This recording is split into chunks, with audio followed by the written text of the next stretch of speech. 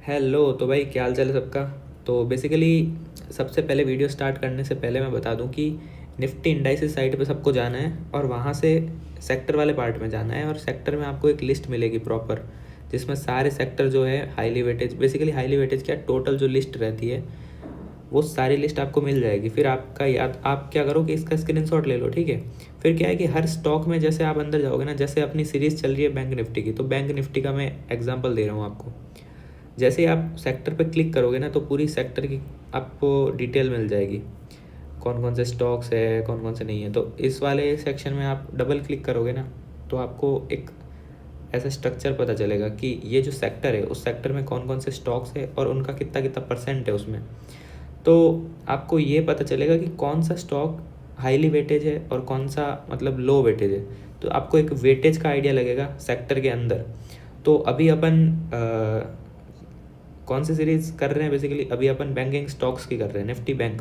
तो Nifty bank में आप समझो कि हाईली वेटेज स्टॉक है HDFC 27.68, एंड सेकंड हाईएस्ट है ICICI बैंक, और थर्ड है कोटक बैंक। तो आप ये समझो कि HDFC और ICICI बैंक को अगर मिला लो तो ये मोर देन 50% हो जाता है बैंक निफ्टी का। तो ये दोनों स्टॉक अगर अच्छा परफॉर्म करेंगे मार्केट में, तो ऑलरेडी किस पे इम्पैक्ट पड़ेगा, बैंक निफ्टी पे, क्योंकि 50% रोल तो इन्हीं का है। तो कभी कभी आप ऐसा भी देखोगे कि ये सारे जो स्टॉक्स है वो अच्छा परफॉर्म नहीं कर रहे हैं बेसिकली, और ये दोनों स्टॉक है वो अच्छा परफॉर्म कर रहे हैं, तो आपको निफ्टी बैंक जो है वो पॉजिटिव में दिखेगी, ग्रीन दिखेगी बिल्कुल।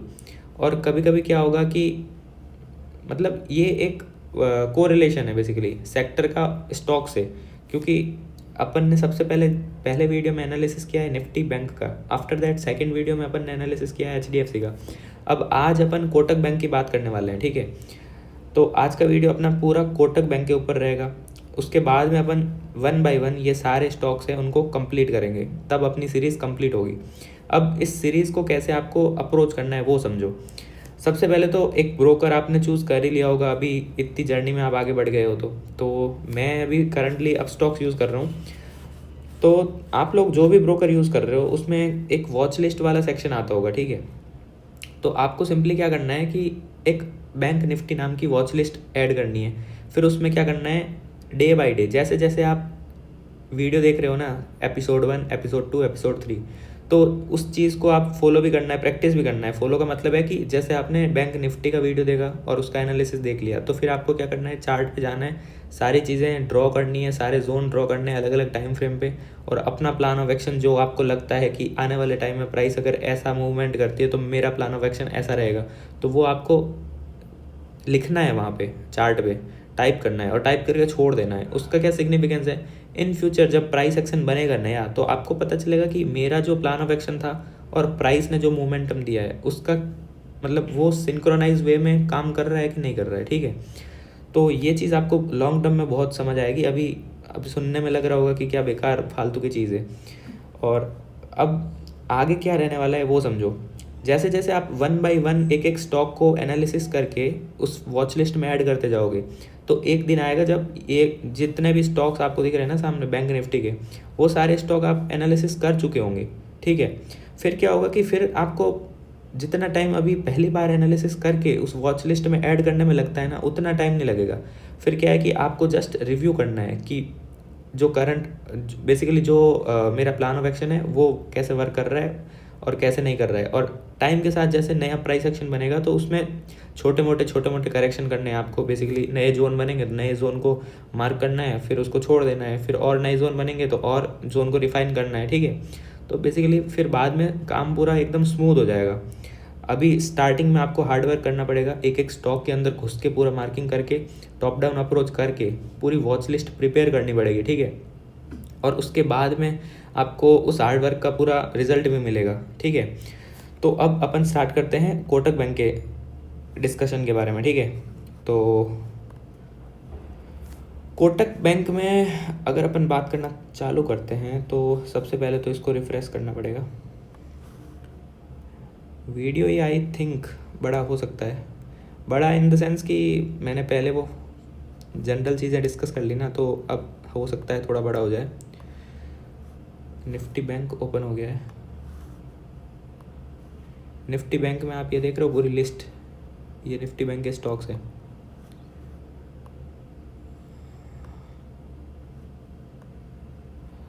तो भाई ये है अपना कोटक बैंक, ठीक है, कोटक महिंद्रा बैंक।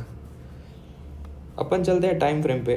तो सबसे पहले तो भाई देख, कोई भी स्टॉक होता है ना, उसका अगर अपन को एनालिसिस स्टार्ट करना है तो एक सिंपल सा रूल होता है, और वो रूल है कि अपने को हायर टाइम फ्रेम से स्टार्ट करना है और धीरे धीरे वन बाय वन एक एक स्टेप अपन को टाइम फ्रेम में नीचे नीचे जाना है, और फिर अपन को डेली तक मिनिमम जाना है। उसके नीचे जा रहे हो तो आपकी मतलब और बढ़िया है, उसके नीचे जाके और देख रहे हो तो, बट मिनिमम डेली तक तो आपको करना है। और हाईएस्ट अपन मिनिमम कहाँ मान के चलते हैं, हाफ ईयरली और ईयरली। तो वही अपन करने वाले हैं बेसिकली कोटक बैंक में। सबसे पहले अपन हाफ ईयरली में, चलो ईयरली से स्टार्ट करते हैं। तो सबसे पहले तो मैं क्या करता हूँ, प्रीवियस मार्किंग्स को हटा देता हूँ, ठीक है। तो अभी अपन है ईयरली टाइम फ्रेम पे, और ईयरली टाइम फ्रेम पे आपको क्या समझ आ रहा है प्राइस को देख के, कि ईयरली टाइम फ्रेम पे कुछ रिसेंट प्राइस में तो कुछ अच्छा जोन नहीं दिख रहा है, बट यहाँ पे एक kind of yearly demand zone दिख रहा है, ठीक है। बट इसको मार्क करने का कोई सेंस नहीं है, क्योंकि ये अभी 800 की प्राइस पे है और अभी प्राइस चल रही है 2000 के आसपास। तो बहुत रेयर है कि यहाँ तक आए प्राइस। अभी चलते हैं अपन हाफ ईयरली पे। हाफ ईयरली पे आपको क्या समझ आएगा कि हाफ ईयरली पे एक तो ये वाला जोन है सिंगल बेस कैंडल वाला, रेली बेस और रेली। इस वाले जोन में जब प्राइस आती है, इस वाले जोन में जब प्राइस आती है तो यहाँ से रिएक्ट होके अप मोमेंटम देती है इजीली। फिर क्या होता है इन फ्यूचर, वापस जब फॉल होता है 2020 समझ जाओ, इस वाले फॉल में भी इसी जोन से प्राइस रिएक्ट होके अप मोमेंटम देती है, ठीक है। तो ये भाई समझ रहे हो, स्ट्रेंथ देख रहे हो हाफ ईयरली डिमांड जोन की कितनी स्ट्रेंथ है। तो जब बड़े बड़े फॉल आते हैं तो इसी टाइप के अच्छे अच्छे जो डिमांड जोन होते हैं ना, वही उन फॉल को रोक पाते हैं, ठीक है। ये अपनी क्लैरिटी होनी चाहिए माइंड में। तो अभी आप देखोगे तो कुछ अच्छा जोन नहीं दिख रहा है आपको। अब चलते हैं क्वार्टरली में। क्वार्टरली में आपको क्या समझ आ रहा है कि जब ये जो हाफ ईयरली वाला जोन था, उस वाले जोन से प्राइस रिएक्ट होकर ऊपर जा रही है, तो इसने ऑल टाइम हाई लगाया है यहाँ पे। फिर क्या होता है, प्राइस नीचे आती है तो इस वाले यहाँ पे अगर देखोगे आप, थोड़ा बड़ा कर देते हैं, यहाँ पे देखोगे तो ये जो 3 बेस कैंडल दिख रही है ना, 3 बेस कैंडल, इस वाले जोन को मार्क करोगे तो ये टेस्टेड है, क्योंकि इस वाली कैंडल ने इसको टेस्ट कर दिया। अब ध्यान से देखोगे ना तो इस वाली कैंडल के नीचे जितना स्पेस है वो तो अभी बचा है ना, बेसिकली यहाँ के जो पेंडिंग ऑर्डर्स है वो तो अभी पेंडिंग है, पिकअप होने बाकी है। तो यहाँ पे ध्यान से आप देखोगे ना, यही हुआ है, प्राइस जहाँ तक आई थी पहले और वहाँ तक के तो ऑर्डर पिक हो गए थे, जो भी पेंडिंग ऑर्डर है। तो आपको ये चीज़ अगर पता ना हो कि पेंडिंग ऑर्डर्स कैसे डिस्ट्रीब्यूटेड होते हैं इस पूरे जोन में, तो वो आप जो 100 डेज सीरीज चल रही है उसको फॉलो करो, उसमें पूरा डिस्कस किया है मैंने। आफ्टर दैट जब दूसरी बार प्राइस आती है तो हल्का सा डीप और आती है, हल्का सा डीप और आती है, और हल्का सा डीप आके फिर वापस रिएक्ट होती है प्राइस और पूरा आप मोमेंटम देती है, जो अभी आप देख रहे हो ये इतनी बड़ी ग्रीन कैंडल। अब क्या होता है कि यहाँ पे एक नया क्वार्टरली का डिमांड जोन फॉर्म हो जाता है जब प्राइस ऊपर जा रही होती है। तो इसको ऐसे मार्क कर लेंगे, अपर बेस से लेके लोअर मोस्ट विक, ये हो गया क्वार्टरली का डिमांड जोन। तो अभी ये डिमांड जोन है, उसके बाद में तो आप क्वार्टरली में देखोगे तो यहाँ पे एक डिमांड जोन है, फिर बेस बेस बेस, सब बेस ही लग रहा है, कचरा कचरा पूरा गार्बेज लग रहा है ये। तो इसको अब मंथली टाइम फ्रेम पे जाके पूरा समझेंगे कि ये यहाँ पे क्या चल क्या रहा है भाई, एक ही रेंज में प्राइस घूम रही है, ठीक है। तो आप ध्यान से देखोगे ना, एक चीज़ नोट करो कि ये वाली कैंडल जो है, ये वाली कैंडल है बेसिकली, ये कैंडल है Jan 21 की। तो 21 से लेके 25 अभी चल रहा है, प्राइस एक रेंज में ही मूव कर रही है, और वो रेंज कहाँ से कहाँ तक की है, ये 2000 से लेके 1640, बेसिकली 1650 मान लो, 1650 से 2000 के बीच में ही प्राइस मूव कर रही है पिछले 4 साल से, समझ रहे हो। अब ये समझना है कि इसके बीच में प्राइस एक्चुअली में कैसे मूव कर रही है, ठीक है। तो अपन चलते हैं मंथली टाइम फ्रेम में। मंथली पे अपन बहुत बड़ा डिस्कशन करने वाले हैं, ठीक है, एग्जैक्टली हर एक कैंडल के अंदर घुस के बात करने वाले हैं। तो सबसे पहले तो ये वाला क्वार्टरली का डिमांड जोन बनता है, क्योंकि यहाँ पे बहुत सारी मंथली की बेस कैंडल है। मंथली टाइम फ्रेम पे बहुत मतलब क्वार्टरली का कब बनेगा, जब 3 महीने प्राइस एक ही जोन में चले। तो ये बेसिकली 3 महीने मान लो आप किस एक कैटेगरी एक मतलब जोन में चली होगी, तो यहाँ पे क्वार्टरली का एक डिमांड जोन बना है, ठीक है। क्वार्टरली का जब डिमांड जोन बन गया, ठीक है, कोई दिक्कत नहीं है। अब प्राइस इसके ऊपर जा चुकी है, इस वाले सप्लाई को तोड़ के प्राइस ऊपर गई। अब क्या होता है कि प्राइस यहाँ पे एक सप्लाई जोन को बना देती है, ऑल टाइम हाई पे जाती है, और प्राइस जब नीचे आती है यहाँ पे तो एक सप्लाई जोन को बना के आती है, और ये सप्लाई जोन ऐसे मार्क कर लिया थोड़ा सा और ऊपर, ठीक है। अब ध्यान से आप देखो कि जब प्राइस नीचे आती है तो यहीं कहीं छोटे टाइम फ्रेम पे आपको कुछ डिमांड जोन दिखेगा, उसी से रिएक्ट होकर ऊपर जाती है। तो यहाँ से कहाँ से ऊपर गई है वो तो अभी मंथली पे समझ नहीं आ रहा है क्लियरली, बट बात उस चीज़ की नहीं है, बात अपन कर रहे हैं इस चीज़ की। जब प्राइस ऊपर जा रही है तो यहाँ पे रोकने के लिए सप्लाई जोन है, और ये सप्लाई जोन यहाँ पे मंथली टाइम फ्रेम पे देखने पे तो ब्रीच हो गया है। हो सकता है छोटे टाइम फ्रेम पे इसने एक अच्छा रिस्क रिवॉर्ड दे दिया हो, बट अभी इस पे देखने पे तो यही समझ आ रहा है कि प्राइस ने ऑल टाइम हाई लगाया दूसरी बार, और जब ऑल टाइम हाई लगाया फिर प्राइस वापस सेलिंग प्रेशर की वजह से नीचे आती है। अब जब प्राइस नीचे आ रही है तो यहाँ पे बेस कैंडल बनाती है, वापस प्राइस ऊपर जाती है, वहीं से विक से रिएक्ट होकर वापस आ रही है, फिर वापस base base base base continuous base, और फिर यहाँ तक तो कुछ समझ नहीं आ रहा प्राइस एक्शन। इसके बाद में आप देखोगे तो समझ आएगा कि ये वाली बेस कैंडल और ये वाली बेस कैंडल, उसके बाद में एक ग्रीन एक्सप्लोजिव कैंडल है। तो ये वाला एक डिमांड जोन तो आपको साफ क्लियर समझ आ रहा होगा कि ये एक ड्रॉप, ये बेस और ये रैली। तो ये वाला जो मंथली का डिमांड जोन है ना, वो अपने आप में स्ट्रॉन्ग दिख रहा है, क्योंकि जो एक्सप्लोजिव आपको लेग आउट दिख रही है उसकी वजह से थोड़ा कॉन्फिडेंस तो आ रहा होगा इस पर, ठीक है। तो इसको अपन मार्क करके छोड़ देते हैं। फिर देखो आप कि इन फ्यूचर जब प्राइस ऑल टाइम हाई लगाती है और नीचे आती है तो एक बेस कैंडल बनाती है, फिर दूसरी बेस कैंडल बनाती है, फिर क्या होता है प्राइस एक्सप्लोजिव रेड कैंडल बनाती है, और ये जो डिमांड जोन बना था इसमें एंट्री ले लेती है। और जब प्राइस इसमें एंट्री ले लेती है तो यहाँ से प्रॉपर एक बाइंग प्रेशर क्रिएट होता है, जो कि प्राइस को अप मोमेंटम देता है यहाँ तक। अब ये यहाँ पे क्यों रुकी है, उसका रीज़न ये है क्योंकि जब प्राइस नीचे आ रही थी तो उसने ये 2 बेस कैंडल वाला सप्लाई जोन बना दिया था। ये आप देखोगे तो ये वाला सप्लाई जोन बन चुका है जब प्राइस नीचे आ रही थी। तो ये जो सप्लाई जोन बना है ना, उसी की वजह से प्राइस यहाँ से ये जो ग्रीन बेस कैंडल देख रहे हो ना, ये एक टाइम पे एक्साइटिंग बन रही थी, ठीक है। फिर क्या हुआ कि यहाँ तक बनी, फिर यहाँ से सेलिंग प्रेशर स्टार्ट हुआ, और इस ग्रीन एक्साइटिंग कैंडल को उसने बेस में कन्वर्ट कर दिया, ठीक है। फिर क्या होता है, नेक्स्ट कैंडल भी बेस कैंडल ही बनता है, बायर्स और सेलर्स में फाइट हो रही है कंटिन्यू। आफ्टर दैट बेस, फिर क्या होता है, ये वाली कैंडल में समझो, ये वाली कैंडल में क्या है कि जब सबसे पहले इस वाले जोन में एंट्री हुई तो प्राइस रिएक्ट हुई, नीचे आई। फिर क्या हुआ कि दूसरी बार जहाँ तक के ऑर्डर इसने पिकअप कर लिए थे, बेसिकली इसका विक यहाँ तक है ना, तो इसका मतलब यह है कि इससे ऊपर जो भी जोन है, इससे ऊपर जो भी जोन है, वहाँ तक के पूरे ऑर्डर पिकअप हो चुके हैं। अब इसके भी नीचे प्राइस और डीप जाती है, और यहाँ पे जो भी पेंडिंग ऑर्डर बचे थे टर्मिनल पोर्शन में, उसको भी पिकअप करके एक अप मोमेंटम देती है। तो ये एक समझ सकते हो आप, समझने के लिए ये थ्योरी है कि बेसिकली तभी तो बोलते हैं कि जो बड़ा टाइम फ्रेम होता है, लोकेशन टाइम फ्रेम होता है, उसमें अपन थोड़ा बहुत टेस्टेड जोन होता है, उसको भी अपन कंसिडर कर सकते हैं। तो कहीं ना कहीं उसका उसके पीछे यही थ्योरी है कि जो बड़ा जोन होता है बड़े टाइम फ्रेम का, उसमें जो पेंडिंग ऑर्डर्स होते हैं वो पूरे डिस्ट्रीब्यूटेड होते हैं, एक उसका कोई पैटर्न नहीं होता है, वो बिल्कुल रैंडम फॉर्मेट में होते हैं। उसका डिस्ट्रीब्यूशन कैसे होता है वो कोई नहीं जानता है, क्योंकि कौन कहाँ बाई कर रहा है, कहाँ सेल कर रहा है, किसी को नहीं पता, ठीक है। तो आप ये मान के चलो कि जब प्राइस आ रही है, जहाँ तक प्राइस डीप आती है वहाँ तक का जोन टेस्टेड हो चुका है, और वो जो टेस्टेड जोन है वहाँ के पेंडिंग ऑर्डर सारे पिकअप हो चुके हैं। अब इन फ्यूचर जब प्राइस और डीप जाती है तो और नए पेंडिंग ऑर्डर यहाँ के पिकअप होते हैं और प्राइस को अप मोमेंटम देते हैं।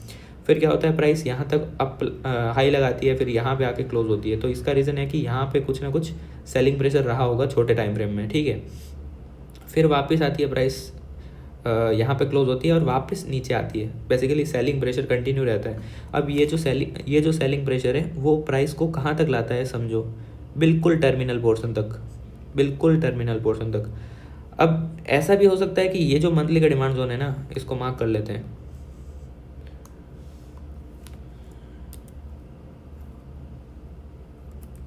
ठीक है। ये जो मंथली का डिमांड जोन है ना, उसमें क्या है कि हो सकता है बहुत सारे वीकली डेली टाइम फ्रेम पे छोटे छोटे डिमांड जोन हो, या अलग अलग मतलब ऊपर से लेके नीचे तक सीक्वेंस में। अब उनमें से कोई सा जोन यहाँ से चला होगा, कोई सा जोन यहाँ से चला होगा, कोई सा जोन टर्मिनल में होगा बिल्कुल वो यहाँ से चला है। तो टर्मिनल पोर्शन पे जब प्राइस आती है तो यहाँ से प्रॉपर अप मोमेंटम देखने को मिलता है, ठीक है। तो ये यहाँ तक का प्राइस सेक्शन डिस्कस हो गया। उसके बाद में जब क्या है कि अब यहाँ पे अपन को प्रॉपर कुछ समझ नहीं आ रहा है कि एग्जैक्टली कहाँ अपना जो सेलिंग जोन है जिसकी वजह से यहाँ से रिएक्ट होकर प्राइस नीचे आ रही है। छोटे टाइम फ्रेम पे आप जाके थोड़ा और एनालिसिस करोगे डीपली तो आपको समझ आएगा कि हाँ यहाँ पे भी कुछ ना कुछ विक में सेलिंग जोन है जिसकी वजह से प्राइस अब उससे रिएक्ट होकर आ रही है, ठीक है। मंथली पे तो इतना ही समझ आ रहा है। फिर इस चीज़ पे फोकस करो। अब इस चीज़ पे यहाँ पे अपन को क्या है कि एक रिवर्सल दिख रहा है। अब रिवर्सल दिख रहा है विथ 2 बेस कैंडल। तो यहाँ पे एक प्रॉपर डिमांड जोन दिख रहा है आपको 2 बेस कैंडल वाला। ये 2 बेस कैंडल हो गई, ये प्रॉपर रैली हो गई, और रैली की क्लोजिंग आप देख रहे हो, रैली की क्लोजिंग इस वाले विक से ऊपर है।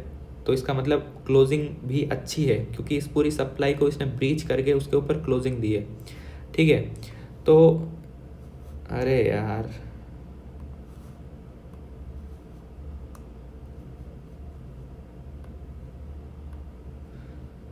कहाँ थे अपन?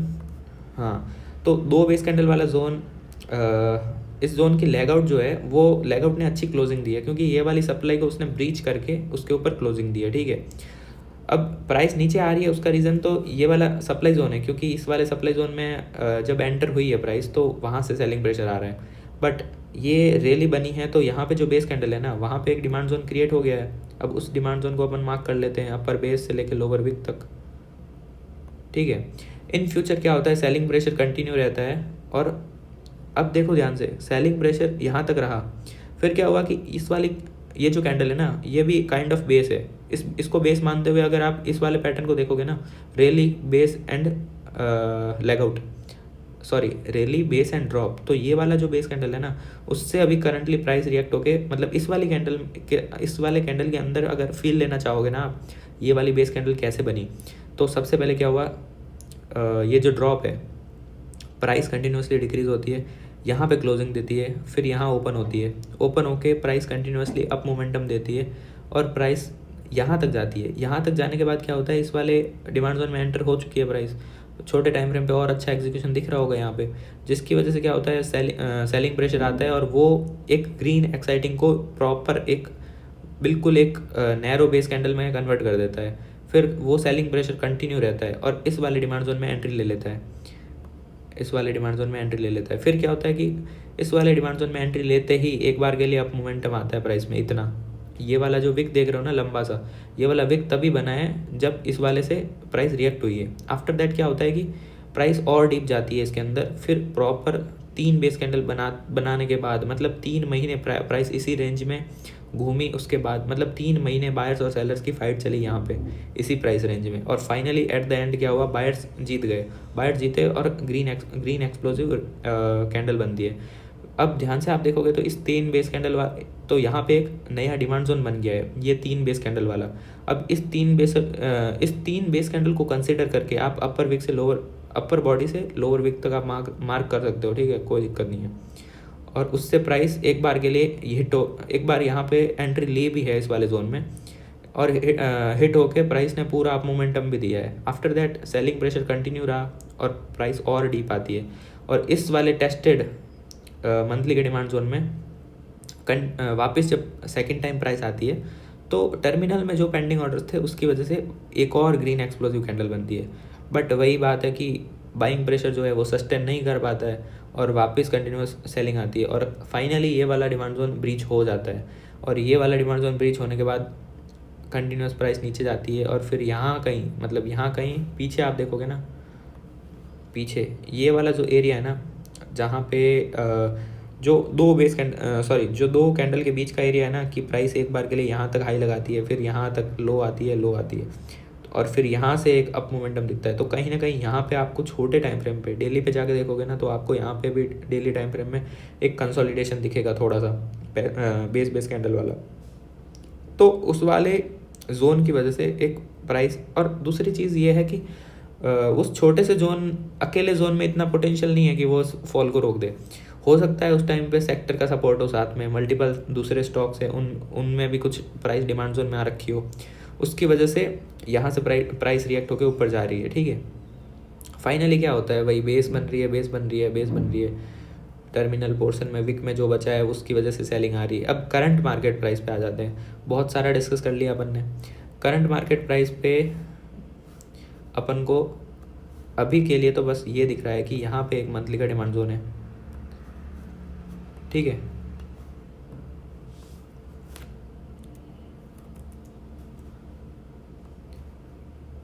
ये मंथली का डिमांड जोन है। अब चलते हैं किस पे, वीकली पे। करंट मार्केट प्राइस की ही बात करेंगे अब, ठीक है। तो ये वीकली पे आ गए। वीकली में ये वाली बेस कैंडल दिख रही है आपको, उसके बाद में गैप अप है, तो ये वीकली का डिमांड जोन हो गया।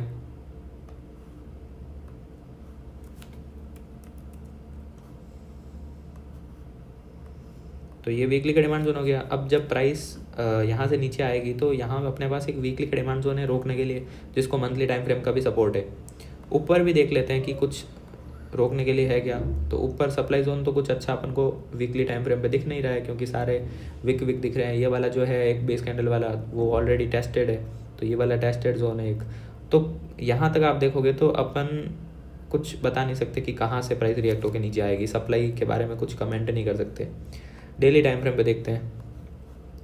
तो डेली टाइम फ्रेम पे अपन को क्या समझ आ रहा है कि प्राइस काफ़ी टाइम से यहाँ पे कंसोलिडेट कर रहा है, ठीक है, एक ही रेंज में। अब नीचे अगर आप देखोगे तो ये वाला जो जोन है, बड़ी इंटरेस्टिंग चीज़ है कि ये वाला जो जोन है वीकली के अंदर डेली का, वो टेस्टेड है अपने आप में। कैसे टेस्टेड है, प्राइस अप मोमेंटम देती है, वापस नीचे आती है, और यही कैंडल, रेड वाली कैंडल, इसको टेस्ट करके अगली कैंडल जो है वो गैप अप खुल के एक ग्रीन कैंडल बनाती है। तो काइंड ऑफ ये जो वीकली डिमांड जोन अपन मार्क करके बैठे हैं ना कि ये इसको रोकेगा प्राइस को, वो ऑलरेडी टेस्टेड है, ठीक है, बट पूरा टेस्टेड नहीं है। तो हो सकता है जो ये वाली छोटी वाली जो बेस कैंडल दिख रही है ना, ये एक बार के लिए प्राइस को रोके, हो सकता है। बट अभी के लिए अपन ऐसा कुछ श्योर नहीं कह सकते कि क्या होगा। बस अपन जब जब अराइवल पे अपन सेक्टर और बाकी सारे स्टॉक्स को देख के ही अपन डिसाइड करेंगे कि अपन को क्या अपना प्लान ऑफ एक्शन रखना है। अभी के हिसाब से तो इस स्टॉक में कुछ भी अच्छा प्राइस एक्शन दिख नहीं रहा है कि अगले कुछ दिनों में क्या करना है। जैसे HDFC में अपन ने देखा था, और HDFC का अगर किसी ने अच्छे से एनालिसिस किया था तो उसमें DIT मैंने जो बताया था वो चला भी था, वो आज ही चला है बेसिकली। कल अपन ने HDFC का एनालिसिस किया था ना, वो आज DIT उसमें इजीली 2:1 दे दिया है। और वो मैंने टेलीग्राम ग्रुप पे भी मैंने अपडेट दिया था उसका, ठीक है। और DIT में आप ये देखो, ये ड्रॉप, ये बेस और ये रैली, हल्की सी रैली, मतलब रैली इतनी कुछ अच्छी नहीं है। इससे भी प्राइस अभी रिएक्ट होकर ऊपर जा रही है, इस वाले DIT से भी। बट बात यह है कि इसको किसी हायर टाइम फ्रेम का सपोर्ट नहीं है, तो ऐसे रिस्की DIT पे अभी मत खेलो, क्योंकि अभी आपको एक्सपीरियंस नहीं है बिल्कुल। एक बार जब प्रो बन जाओगे, बहुत सारी चार्ट एनालिसिस कर लोगे, बहुत सारे सेक्टर्स का एनालिसिस कर लोगे, तो आपको प्रैक्टिस हो जाएगी। और जब आप बहुत सारे MIT और WIT ऑलरेडी प्लान कर चुके होंगे ना, तो आपको इन सारे जोन का भी पता चलने लगेगा कि कैसा जोन चलता है, कैसा जोन ऐसे हिट होता है। ये सारी चीज़ आपको, प्राइस कितना कंसोलिडेट करती है, ये सारी चीज़ें आपको पता चलने लगेगी, ठीक है। और उन चीज़ से ही, मतलब उन सब चीज़ों को फॉलो करने से ही आपको कॉन्फिडेंस आएगा, और एट द एंड आप प्रॉफिटेबल ट्रेडर बन पाओगे, ठीक है।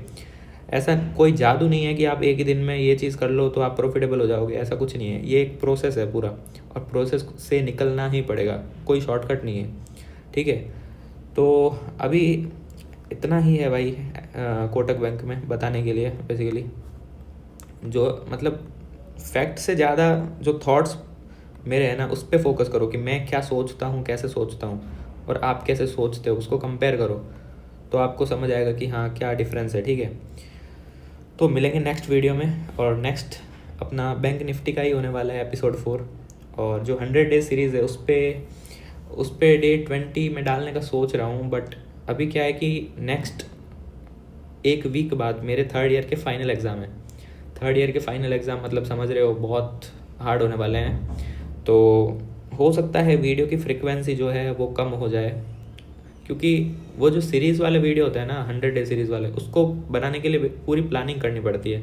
बेसिकली स्लाइड प्रिपेयर करनी पड़ती है, उसको प्रॉपर मतलब उसको अच्छे से प्लान करना पड़ता है। प्राइस एक्शन सीरीज़ में तो क्या है कि मैं फटाफट मार्केट एनालिसिस करके फटाफट स्क्रीन रिकॉर्ड करके डायरेक्ट अपलोड कर सकता हूँ, बट उसमें बहुत ज़्यादा मेहनत है जो 100 डे सीरीज़ वाला वीडियो है। और मैं नहीं चाहता कि मैं फटाफट के चक्कर में मतलब स्किप कर दूँ चीज़ें, स्किप करूँगा तो फिर मज़ा नहीं आएगा, ठीक है। तो वेट करो उन सब चीज़ों के लिए, और एक बार बस रिस्क मैनेजमेंट वाले वीडियो तक वेट करो। अगर मतलब बेसिकली वो वीडियो देख लोगे ना आप, तो उसके बाद आप खुद की ट्रेडिंग, एक्चुअल ट्रेडिंग स्टार्ट कर सकते हो ब्रोकर के साथ। और कैसे करनी है, कैसे अप्रोच करनी है, कितना कैपिटल लगेगा और क्या क्या प्रोसेस रहेगा, तो वो सारी चीज़ें तो मैं बताऊंगा ऑलरेडी रिस्क मैनेजमेंट वाले में। क्योंकि वो वीडियो और उसके बाद मतलब आप एक इंडिपेंडेंट ट्रेडिंग की जर्नी अपनी स्टार्ट कर पाओगे, ठीक है। एंड ऐसा नहीं है कि जो 100 डे सीरीज़ है वो रिस्क मैनेजमेंट के बाद ख़त्म हो जाएगी, ऐसा नहीं है। उसके बाद में एक नेक्स्ट लेवल चालू हो जाएगा, क्योंकि रिस्क मैनेजमेंट तक तो पूरी बेसिक लर्निंग है, पूरे मतलब जो बेसिक, क्या बोलूँ मैं, मतलब डिफाइन नहीं कर सकता। मतलब जो चीज़ें तो मतलब नेसेसरी है, मतलब उसको तो स्किप कर ही नहीं सकते, वो वाली जो मस्ट नो वाली चीज़ें हैं ना, वो सारी चीज़ें हैं डे 20 तक।